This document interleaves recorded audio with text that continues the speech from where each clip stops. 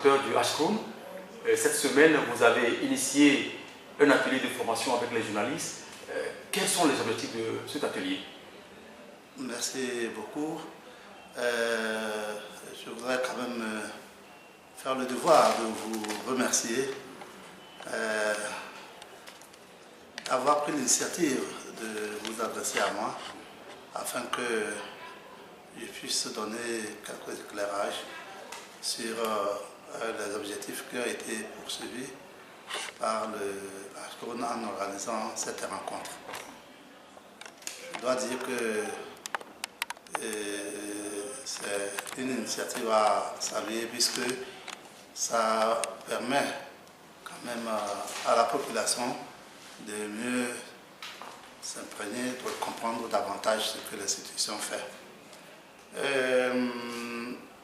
Cet atelier est organisé en direction des professionnels des médias, donc de vous, et pour vous permettre d'offrir à l'institution un meilleur accompagnement par rapport donc au travail qui se réalise actuellement au sein de l'institution. Alors, nous avons eu une première phase de mise en œuvre du programme de réparation que nous avons entamé depuis décembre 2017. Et à l'occasion de la mise en œuvre de cette phase de réparation, il faut le dire, les médias nous ont apporté un accompagnement d'une grande importance, en ce sens que c'est par ces médias, qu'ils soient d'ordre électronique, que ce soit la télévision, la radio, la presse écrite, donc tous ces organes de formation, tous ces médias nous ont aidés à d'abord avoir accès aux victimes beaucoup plus facilement et ensuite à faire comprendre aux victimes ce qui leur attend dans la mise en œuvre du programme de réparation, c'est-à-dire ce qu'elles auront à faire lorsqu'elles seront avec les acteurs impliqués dans la mise en œuvre du programme de réparation. Ce travail a été bien fait par des gens des médias, mais lorsque nous avons fini, nous avons essayé de faire l'évaluation, parce qu'aucune œuvre humaine n'est parfaite. Donc nous avons essayé de voir qu'est-ce qui a marché, qu'est-ce qui n'a pas marché au cours d'une retraite de travail qui a été organisée. Et lorsque nous avons fini le travail, nous avons constaté que certaines insuffisances ont été relevées et qui ont impacté dans une certaine mesure le travail, même si les résultats obtenus sont bons, mais il reste qu'il y a des choses que nous pouvons améliorer, notamment en termes d'accompagnement des journalistes. Donc c'est au regard des insuffisances-là que nous nous sommes dit que ce serait intéressant que nous ayons une rencontre d'apprentissage ensemble, nous-mêmes qui travaillons au HCOM. Chaque jour, il faut encore apprendre ce que nous faisons. Donc, on se retrouve ensemble avec les journalistes pour qu'on apprenne encore sur un certain nombre d'outils que nous utilisons dans l'institution pour travailler. Et parmi ces outils, je vais rapidement, il faut parler de quand même redonner, encore revisiter les notions telles que la justice transitionnelle, voir comment nous pouvons encore partager avec les journalistes tout le processus togolais de justice transitionnelle, tous les efforts que la classe politique ensemble a consenti pour que depuis 2005, aujourd'hui, quand même, il y a un apaisement. Et comment faire pour consolider cet apaisement? Et donc, il était question qu'on se retrouve pour voir comment on peut faire mieux pour l'accompagnement, notamment en termes de communication en direction des populations. Voilà un peu ramasser ce que nous avons voulu faire, les outiller encore, leur donner encore plus de repères sur certaines thématiques, le processus togolais de justice transitionnelle, la genèse des institutions qui rentrent dans le compte dans le cadre de ce processus. Et je crois que c'était important de le faire et c'est ce que nous sommes en train de faire. Voilà, M. Yao, vous êtes le premier rapporteur du HCOM. Généralement, on parle du HCOM, beaucoup ne maîtrisent pas ce que c'est. Quel est le mandat et la mission du HCOM? Voilà. le Haut Commissariat à la réconciliation et au renforcement de l'unité nationale en Arrosé Ashkoun a un mandat qui a été déjà défini par la classe politique nationale, comme je l'ai dit, au travers d'abord de l'accord politique global de 2006 et puis au travers des travaux de la CVJR. Il était question à l'époque de voir dans quelle mesure on peut faire un regard rétrospectif sur le passé, essayer de voir les origines des violences qui ont ponctué l'évolution de notre pays et essayer de voir dans quelle mesure on peut d'abord apaiser les victimes de ces troubles sociopolitiques et ensuite comment faire pour que des choses qui se sont passées et qui ont eu à porter atteinte à l'intégrité physique des Togolais, à leurs biens matériels, etc., que ces choses ne se répètent plus.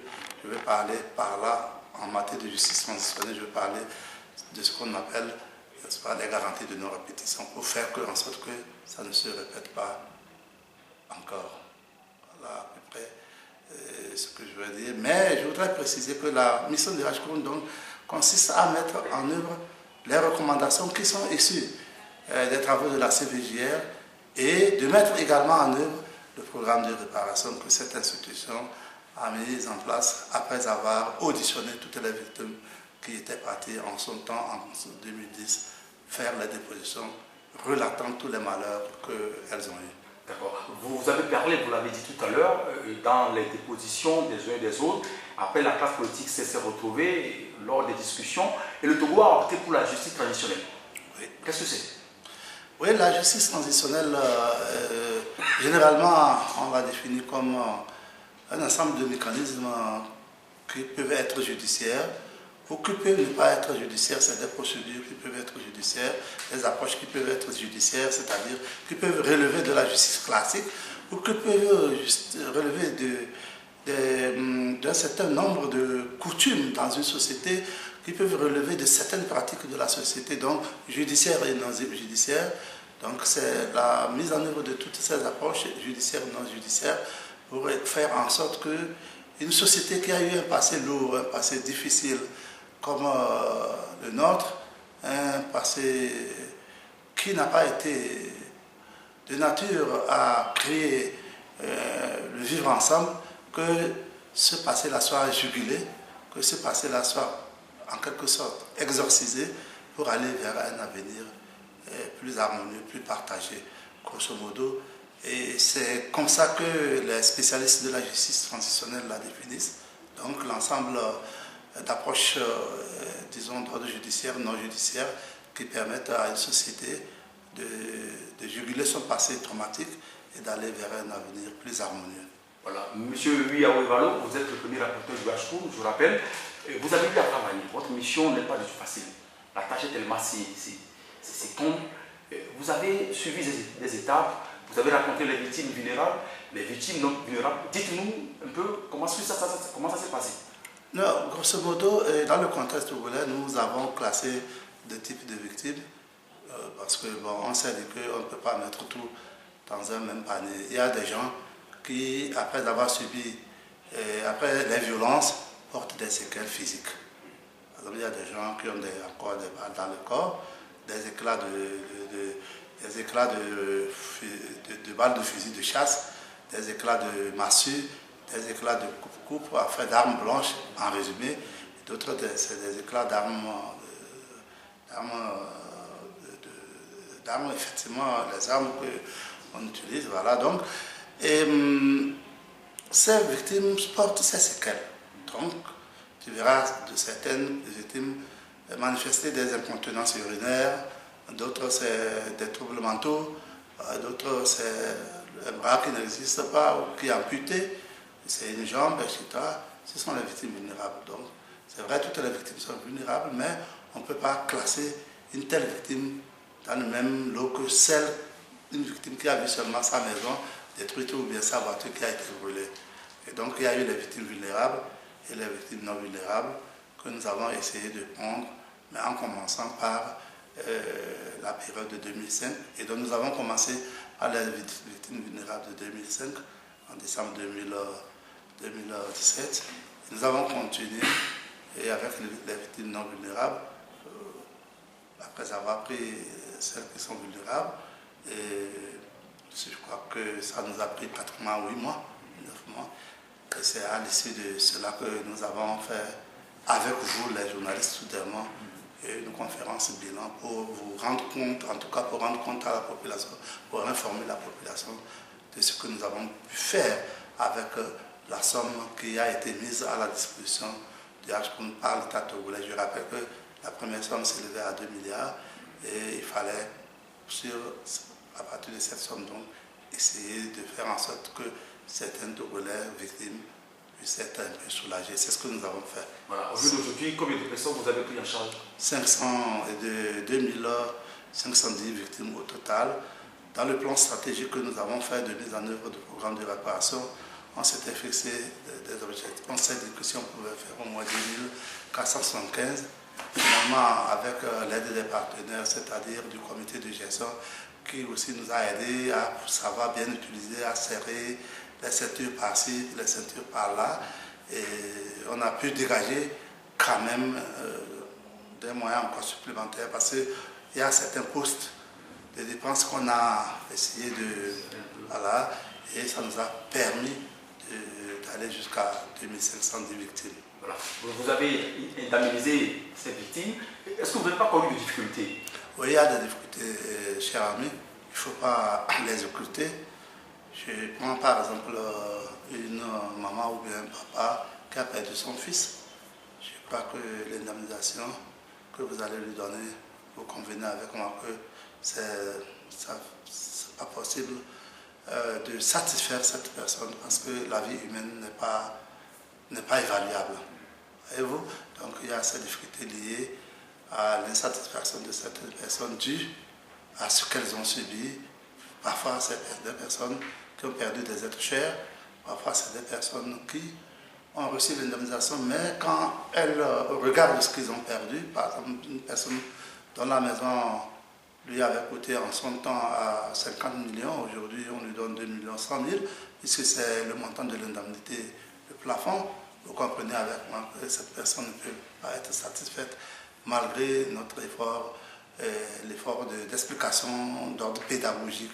Nous essayons de faire comprendre aux victimes que c'est tout à fait un acte de la part de l'État pour leur dire, comme on le dit en Kabye, Nka ou bien en Mina, c'est Baba, non, je crois bien, leur dire vraiment que l'État compatit à leur douleur.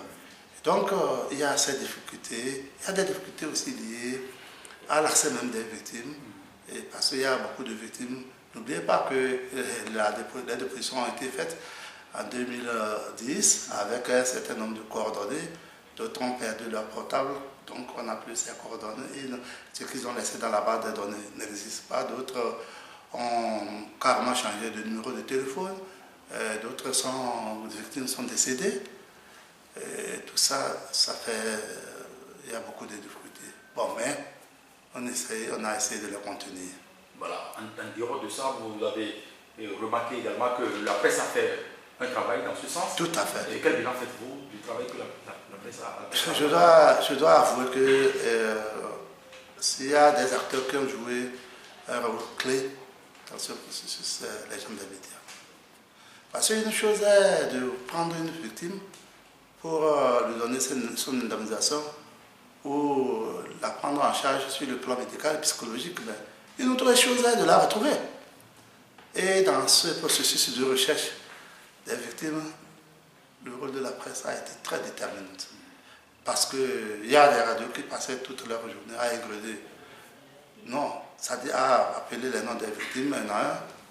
Il y a à partir, par exemple, si on prend le cas de vous, surtout les presses en ligne, mais en même temps, dès que le site de HCOUN met en même temps, publie en même temps le nom des victimes qu'on doit prendre pour une étape donnée ou bien pour un centre donné, dans les quelques secondes, c'est déjà publié, c'est déjà sur un certain nombre de supports. qui permettent aux populations d'être au courant. Donc ça a été un rôle très très très important. Et donc, comme je l'ai dit, l'accompagnement a été un accompagnement de poids. Mais on peut faire mieux. C'est ça d'ailleurs qui explique l'atelier que nous avons voulu organiser avec vous. Surtout pour comprendre ce que les outils sur lesquels nous travaillons, pour les comprendre mieux. Vous les connaissiez, mais on dit toujours que quand on répète, ce n'est pas mauvais. Voilà, merci beaucoup, monsieur le rapporteur. Merci. Pour vous terminer sur la question, quelles sont les perspectives d'avenir du HCOUM? Oui, les perspectives à court terme, je crois que si tout va bien, avant la fin de l'année, si tout va bien, nous allons entamer la seconde étape de la prise en charge des victimes, c'est-à-dire qu'on va toujours commencer par les victimes vulnérables, comme nous l'avions fait. Et la seconde étape, puisque n'oubliez pas, l'État a fait un effort encore en accordant un montant encore très substantiel de 5 milliards de francs CFA au titre de l'année budgétaire 2017. Et donc, si tout va bien en décembre, les jours qui viennent, on va commencer. D'ailleurs, le lundi prochain, on aura une réunion avec tous les acteurs pour voir dans quelle mesure commencer le plus tôt possible. Voilà. Et en dehors de ça, en matière de perspective, vous savez que nous avons eu à faire un certain nombre d'activités, par exemple dans le domaine des réparations mémorielles, en organisant un hommage pour notre président Sylvanus Olympio, le premier président de la République du Togo. Et nous pensons que si Dieu nous donne les moyens et puis nous facilite les investigations, parce qu'il est question aussi de faire la recherche, on va essayer de voir si on peut aussi honorer la mémoire de l'un des grands hommes de notre pays. Donc nous sommes dans le processus et on est en train de faire des efforts dans ce sens. Merci beaucoup. Merci. Monsieur Yao et Valo, merci beaucoup à vous. Merci, c'est à vous, merci. Et puis nous